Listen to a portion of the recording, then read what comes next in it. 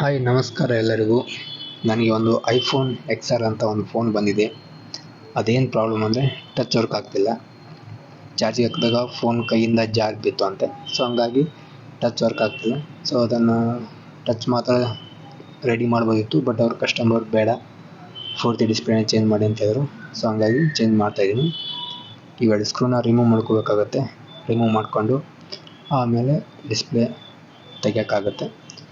So ಡಿಸ್ಪ್ಲೇನ ತೆಗಿಯೋಕ್ಕಂತ ಇದನ್ನು ಒಂದು tool use ಮಾಡ್ತೀವಿ. Let's go. ನೀವು ನೋಡಿರ್ತೀರ, ಇದು ಬಟ್ಟೆ ಶಾಪಲ್ಲಿ ಗ್ಲಾಸಿಗೆ ಹಾಕಿರ್ತಾರೆ ಗೊತ್ತಾ? ಸೊ ಅದನ್ನು ನಾನು ಯೂಸ್ ಮಾಡೋದು. ಸೊ ಡಿಸ್ಪ್ಲೇನ ತೆಗಿತಾ ಇದ್ದೀನಿ.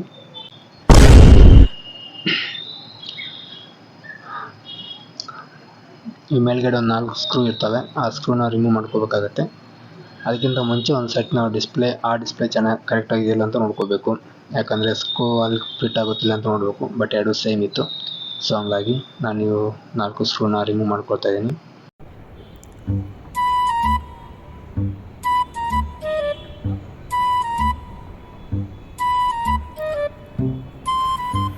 ನಾಲ್ಕು ಸ್ಕ್ರೂ ರಿಮೂವ್ ಆಯಿತು. ಬಟ್ ಸ್ಕ್ರೂ ಮಾತ್ರ ತುಂಬ ಚಿಕ್ಕದಾಗಿರ್ತೈತೆ. ಒಂದು ಮಿಸ್ ಆದರೂ ತುಂಬ ಕಷ್ಟ, ಮತ್ತೆ ಸಿಗೋಂಗಿಲ್ಲ. ಬಟ್ ಆ್ಯಂಡ್ರಾಯ್ಡ್ ಫೋನ್ ಮಾಡ್ದಂಗೆ ಐಫೋನ್ ಮಾಡೋದು ತುಂಬ ಕಷ್ಟ. ಅದನ್ನು ಸಪ್ರೇಟ್ ಮಾಡಿಕೊಂಡೆ. ಟಚ್ಚು ಮತ್ತು ಡಿಸ್ಪ್ಲೇ ಸ್ಟ್ರಿಪ್ನ ರಿಮೂವ್ ಮಾಡ್ಕೋಬೇಕು. ಆವಾಗ ರಿಮೂವ್ ಮಾಡ್ಕೋತಾ ಇದ್ದೀನಿ. ಅದಕ್ಕಿಂತ ಮುಂಚೆ ಅದಕ್ಕೊಂದು ಮೇಲೆ ಕ್ಯಾಪ್ ಕೊಟ್ಟಿರ್ತಾನೆ, ಅದು ಯೂಸ್ ಆಗಬಾರ್ದು ಅಂತ. ಸೊ ಆ ಎರಡು ಸ್ಕ್ರೂನು ತೆಗೆದುಕೊಂಡು ಮೇಲೆ ಕ್ಯಾಪ್ ಇದು ಪ್ರೊಟೆಕ್ಷನ್ ಕ್ಯಾಪು ಅದು ತೆಗೆದು ಡಿಸ್ಪ್ಲೇನ ಸಪ್ರೇಟ್ ಮಾಡಿಕೊಂಡೆ.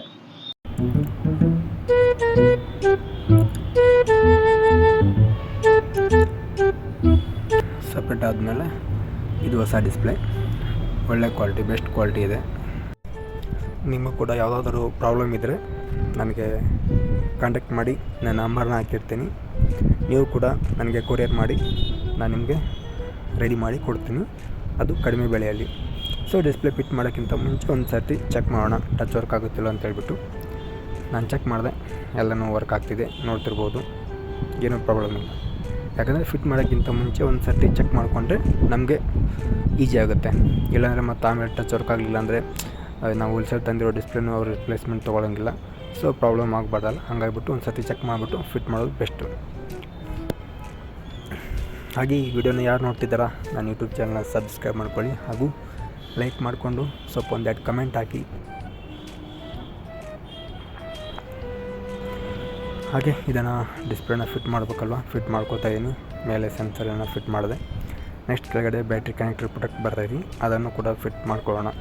ಅದಕ್ಕೊಂದು 2 ಸ್ಕ್ರೂ ಇರ್ತೈತಿ, ಅವು ಫಿಟ್ ಮಾಡ್ಕೊಂಡ್ಬಿಟ್ಟು ನೆಕ್ಸ್ಟ್ ಡಿಸ್ಪ್ಲೇ ಕನೆಕ್ಟರ್ ಹಾಕೋಬೇಕು. ಮೊಬೈಲ್ ಮಾತ್ರ ಅಲ್ಲ, ಬೇರೆ ಯಾವುದೇ ಥರ ಎಲೆಕ್ಟ್ರಿಕಲ್ ಐಟಮ್ಸ್ ಇದ್ದರೂ ಕೂಡ ನಾನು ರೆಡಿ ಮಾಡಿಕೊಡ್ತೀನಿ. ಇವಾಗ ಚಿಕ್ಕ ಮಕ್ಕಳ ಆಟ ಸಾಮಾನು ಆಗಲಿ, ಕಾರ್ ಆಗಲಿ, ರಿಮೋಟ್ ಕಾರ್ ಆಗಲಿ, ಹೆಲಿಕಾಪ್ಟರ್ ಆಗಲಿ, ಸೊ ಎಕ್ಸ್ಟ್ರಾ ಏನೇ ಇದ್ದರೂ ಕೂಡ ಮಾಡಿಕೊಡ್ತೀನಿ.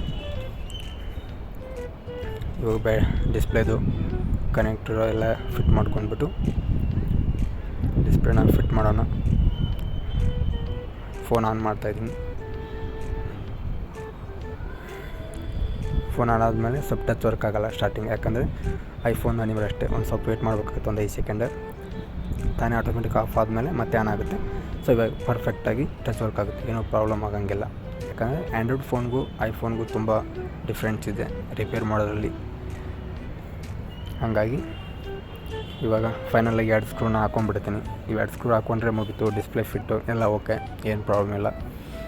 ಯೂಟ್ಯೂಬ್ ಚಾನಲ್ನ ಸಬ್ಸ್ಕ್ರೈಬ್ ಮಾಡ್ಕೋದನ್ನು ಮರೆಯೋಕ್ಕೆ ಹೋಗಬೇಡಿ. ಲೈಕ್ ಮಾಡಿ, ಶೇರ್ ಮಾಡಿ, ಕಮೆಂಟ್ ಮಾಡಿ. ವಿಡಿಯೋ ಮುಗಿಯೋಕ್ಕೆ ಬಂತು. ಹಾಗೆ ಕಸ್ಟಮರ್ ಸ್ಪೀಕರಲ್ಲಿ ಏನೋ ಡಸ್ಟ್ ಕೂತ್ತೆ ಅಂತ ಹೇಳಿದ್ರು, ಆ ಸ್ಪೀಕರಲ್ಲಿ ಡಸ್ಟನ್ನು ಕ್ಲೀನ್ ಮಾಡ್ತಾಯಿದ್ದೀನಿ.